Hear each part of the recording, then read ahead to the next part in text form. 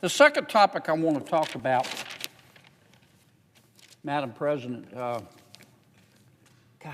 wish I'd started with this first. I hate to end on a negative note, but the second thing I want to talk about makes me want to stick my head in an oven.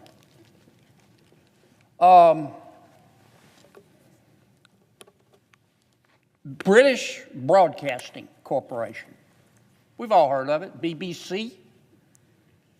It's the United Kingdom's version of the Corporation for Public Broadcasting. The BBC is the United Kingdom's state-owned, state-paid-for, state broadcast corporation. I think they call it BEEB. I think that's the slang term for it, the British Broadcasting Corporation. And everybody in the United Kingdom pays for it. You know, we were paying, American people were paying a lot for the Corporation for Public Broadcasting before we stopped the subsidies. American people were paying about $500 million a year. The Corporation for Public Broadcasting, they were pikers compared to the BBC. In the United Kingdom, every citizen, whether they watch BBC or not, every citizen has to pay $230 a year. Everybody. Doesn't matter whether you watch the TV, BBC or not. You may just have nothing but streaming services. You still got to pay $230 a year to the BBC. They collect billions of dollars a year. Somewhere here in this mess, I've got the exact figure. I think it's something like $4 billion a year. Our national broadcasting programs were just pikers compared to theirs. And they've got tentacles like an octopus. I mean, the BBC is everywhere, not just in the United Kingdom. It's omnipresent. I mean, I was doing some research today. I mean, they broadcast 4 entertainment-oriented television channels. They broadcast 2 children's channels. They broadcast Parliament. They have local language channels in Scotland and Wales. They have a domestic 24-hour news channel. And these folks are everywhere. They run dozens of radio stations. They operate their own video and audio streaming services. I mean, I could go on and on and on. Why am I mentioning that? Well, the BBC is a big deal. They reach a lot of people, millions and millions of people, not just in the United Kingdom, but across the world. And it's important that they be fair. And it's important that they be balanced. And it's important that they be accurate. And they're not. And it's been a problem for a long time.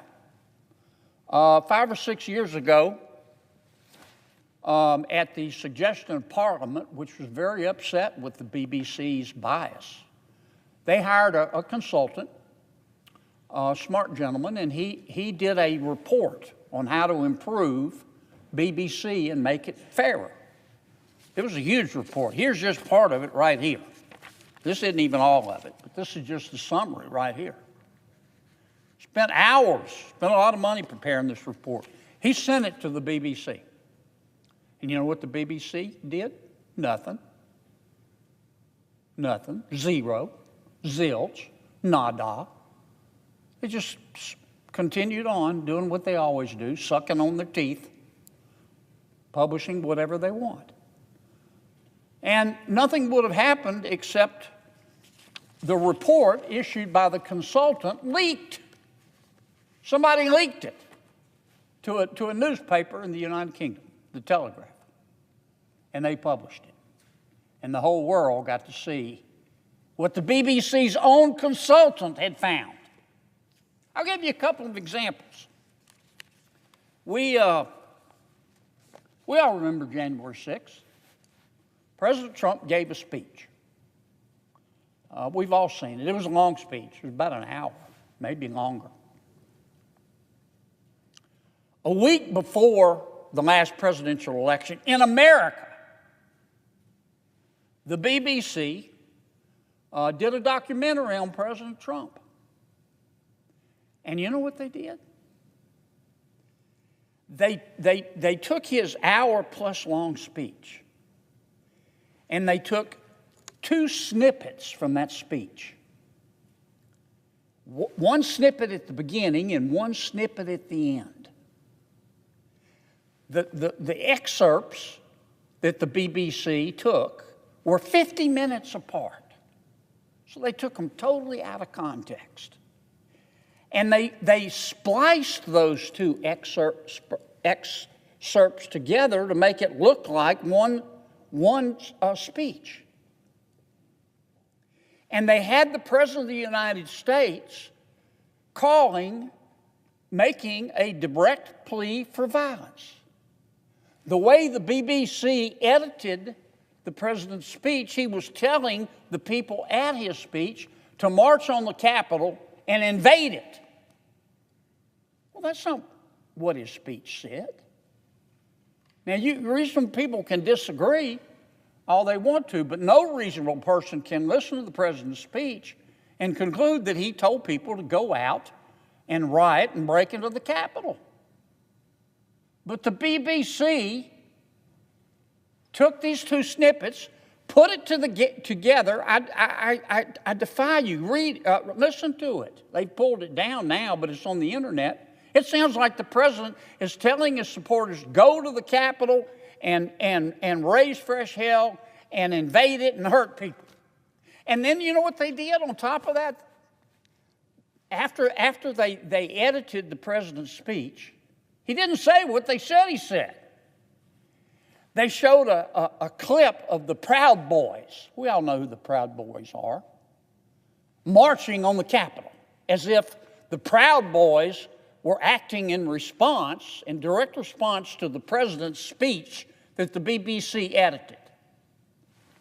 One problem. The footage that they aired of the Proud Boys, it didn't happen after the president's speech. It happened, the footage of the Proud Boys marching along was way before he ever gave the speech. And they packaged this junk together and ran it on television. And this consultant called them out. And the BBC ignored it. You know what else the consultant found? The consultant found that one of their news, he pointed out that one of the BBC news channels, a reporter on one of the news channels, reported this to the world. I'm going to quote this news reporter from the BBC. Trump is out there on the campaign trail saying he wants people to shoot Liz Cheney in the face. Is that the sort of thing that women react well to? This is a reporter for the BBC. The President of the United States never said that.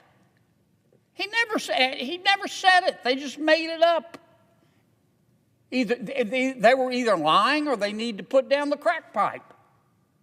Another reporter for World News America, which is part of the BBC, reported, and I'll quote again, that Trump, quote, appeared to suggest Liz Cheney should face a firing squad for her stance on foreign policy. They attributed that to the president. He never said that. The consultant for the BBC sent this report to the BBC and said, what planet are you people living on? You can't, you're supposed to be a news reporter. You can't just go make quotes up.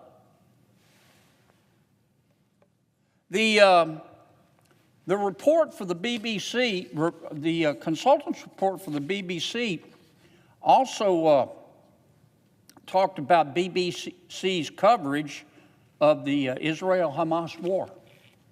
And the consultant pointed out that the reporting by the BBC was heavily biased in favor of Hamas. It wasn't balanced. Wasn't presenting 2 points of view. It was heavily weighted in favor of Hamas. For example, in February, the BBC produced a documentary on Gaza. And it was narrated by a young man, a 13-year-old man. What the BBC forgot to tell its audience, the 13-year-old's dad was a Hamas senior official. Balanced reporting? Gag me with a spoon. In June of that same year, you've probably read about this, Mr. President. The BBC broadcast a live music performance featuring calls for the deaths of Israeli soldiers. The consultant pointed this out to BBC.